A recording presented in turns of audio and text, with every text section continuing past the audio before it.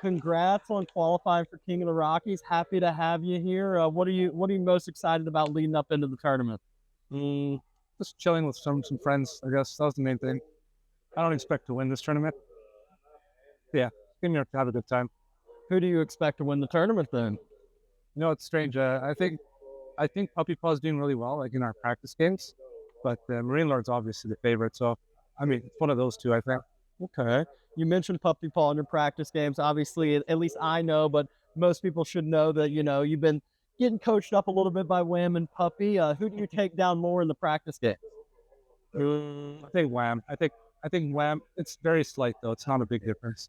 Gotcha. Like if Puppy Paw would win like 90% of the games, Wham would win like 80% or 85. Okay. Yeah. So coming back to AoE4 from AOM, what is your biggest, I would say first, what's your biggest like hindrance that you kind of maybe like get hooked up on where you're used to it in AOM, but it's different in AoE4? That's a good question. I don't really think I have much, very honestly. Yeah. I mean, I can't think of anything at the top of my head right now, but yeah, not really. Gotcha. Do you plan on sticking with AoE4 more or trying to balance the two games a little bit and kind of go back and forth depending on tournaments or depending on, who's playing what? No, I don't think I'll play Worm anymore. Most likely, if I do play, it's just gonna be for fun.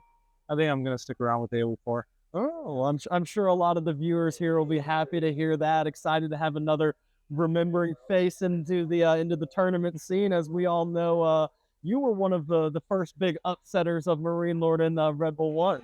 Yeah, I remember that. That was a good time. Awesome. Well, getting how have you adapted now where you're training under someone who is technically training under you as well when with you coaching Puppy Paul as far as work goes and him coaching you as far as AoE4 goes.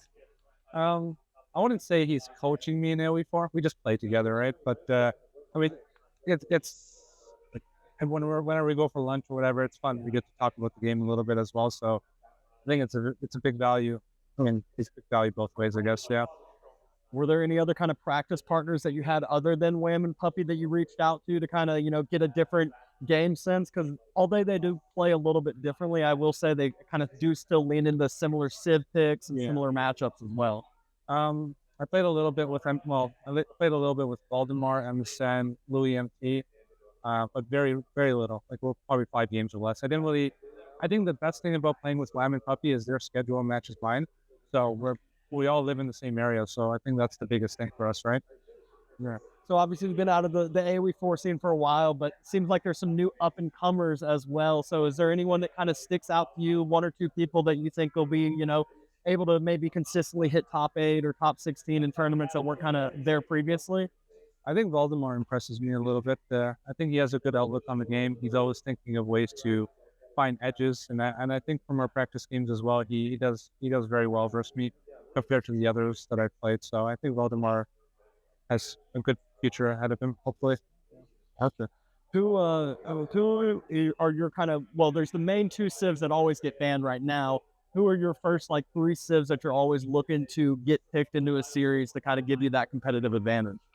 You know, it's funny because like before I came into the tournament today, just talking to Marine Lord for like maybe 10 minutes or so, I changed my outlook on this. Right before it was Byzantines, Japan, and Zushi. Now I guess it's Byzantines, Japan, not in that order. I would say Japan's first, then Byzantines, and then now it's Rus. I think it's Rus is third. Okay. So Byzantine, Japan, and Rus. That is kind of, it's kind of been a similar four, maybe five civs out there. Who would you say is your comfort pick though? Not necessarily best pick out there. I think Japan probably. It's just an easier civ to play. I feel like, especially with the mounted samurais, it's such a strong unit that like you don't really need to worry too much about like mixing and matching your army compositions. It's just one unit can kind of do very, very well versus almost everything. Well, makes perfect sense there. Well, what would you say is kind of your? Are you used to competing on stage in LAN events, or is this more of a first timer for you for AoE4 at least? Well, I guess For obviously Red Bull. I had Red Bull, yeah. And then I mean, in StarCraft back in the day when I was much younger, I would go to MLGs and stuff and WCS. So I have some LAN experience. And honestly, I don't really get nervous at all at LANs anymore. I used to, but I feel like I have that experience now, so that's good. Makes perfect sense. Well, anything that has stuck out to you in the trip to the U.S. so far, in the tournament so far for you? The country wise, Yeah, or country wise. no, it's very similar to Canada actually. I think it's almost the one thing is Denver is very flat compared to Toronto, right? Not many big buildings. It's very I like it. Personally I like it. It's a lot quieter than where I live, so I prefer that actually. So I like that. Yeah. Yeah. And lastly, I know you had started to pick up AOM YouTube videos a little bit and starting to post stuff. Are you going to be doing the same in AOE 4 and kind of leaning into that and developing that platform as well? Yeah, I have like a few videos already posted on there before. But the thing is, like, it's harder to do. It takes a lot more time because I don't know that this game as well as I did with AOM.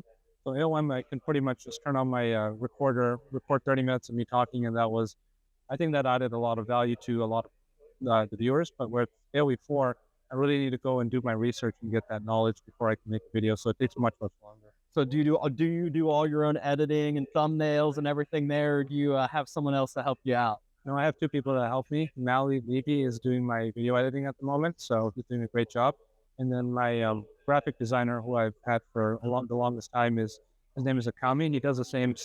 He does the work for EGC TV as well. So Oh, I've had these two in my corner recently. there you go. Well, I'm sure those are two good ones to have in your corner to help on out. Any final thoughts, before I let you go here as far as the tournament goes, things to look forward to, anything like that?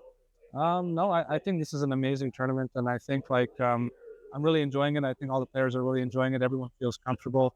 So big shout outs to everyone that that organized it, and thank you for supporting this tournament. It's great.